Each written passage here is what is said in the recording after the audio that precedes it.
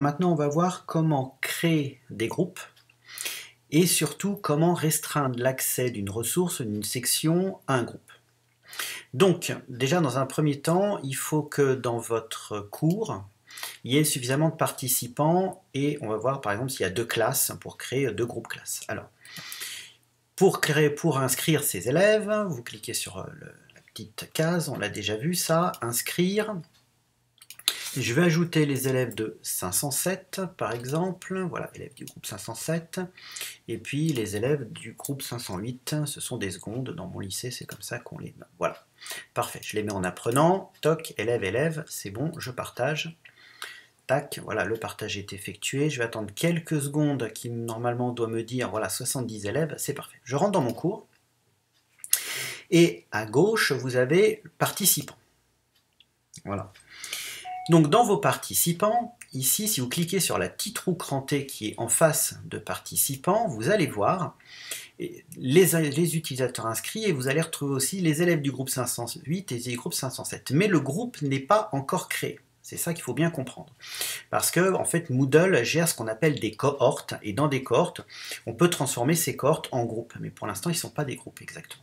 D'ailleurs, si on fait un petit tour sur utilisateurs inscrits, voilà, on va retrouver donc tous nos utilisateurs qui sont ici.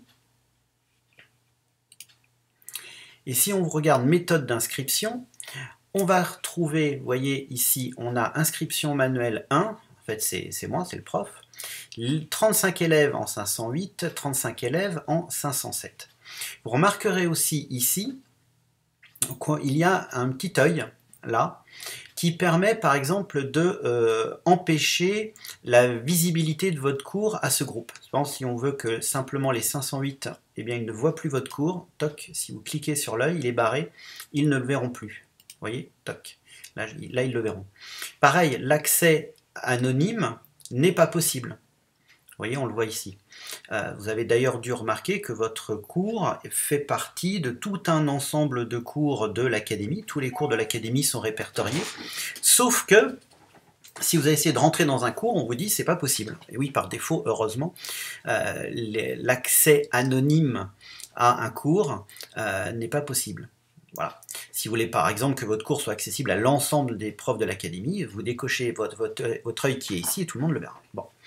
Donc, je reviens à mes utilisateurs, qui sont là, mes participants, voilà. Pour créer un groupe, je vais cliquer déjà sur élèves du groupe 508, voilà. Et ici, tout en bas, j'ai ajouté au groupe. Donc, je vais demander de créer un groupe qui va s'appeler 508. J'enregistre, et maintenant, mon groupe 508 va être créé. Je peux faire la même chose avec mon groupe 507, voilà.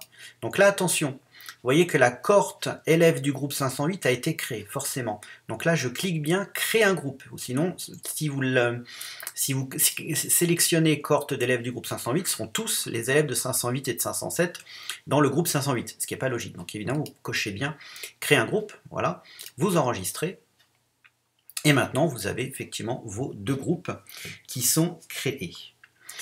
Il y a la possibilité, évidemment, de créer un groupe manuel. C'est-à-dire que, par exemple, dans mes 2 classes, admettons que je vais créer un groupe qui s'appelle tutorat, par exemple.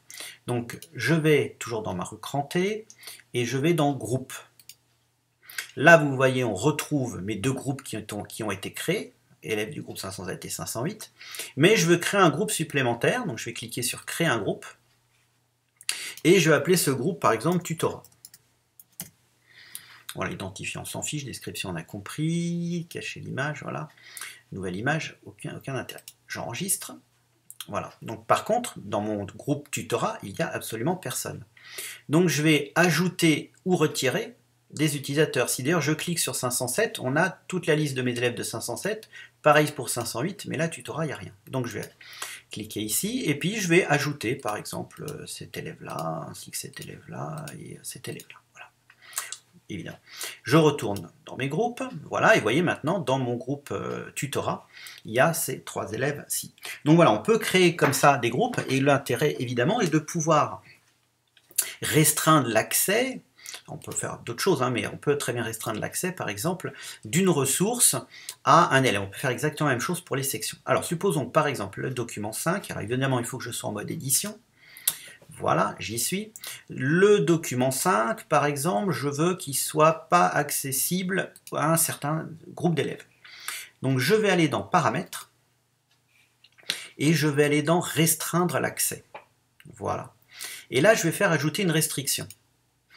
Et dans Groupe, je vais simplement dire, voilà, que l'élève doit remplir les conditions suivantes. Donc je vais choisir le groupe, supposons que je veux que seulement les 507 voient cette ressource qui s'appelle document 5, et j'ajoute ma restriction.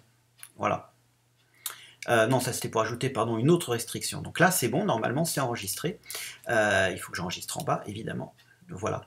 Et donc d'ailleurs, ici, en dessous de mon document 5, c'est indiqué accès restreint, non disponible à moins que vous soyez membre de la cohorte d'élèves du groupe 507. Voilà, et vous pouvez faire comme ça avec plein d'autres ressources ou plein d'autres sections. C'est évidemment possible avec une autre section. Si par exemple, je reviens ici, ma section 2, je veux qu'elle soit uniquement disponible, je vais faire modifier la section, restreindre l'accès, ajouter une section, groupe.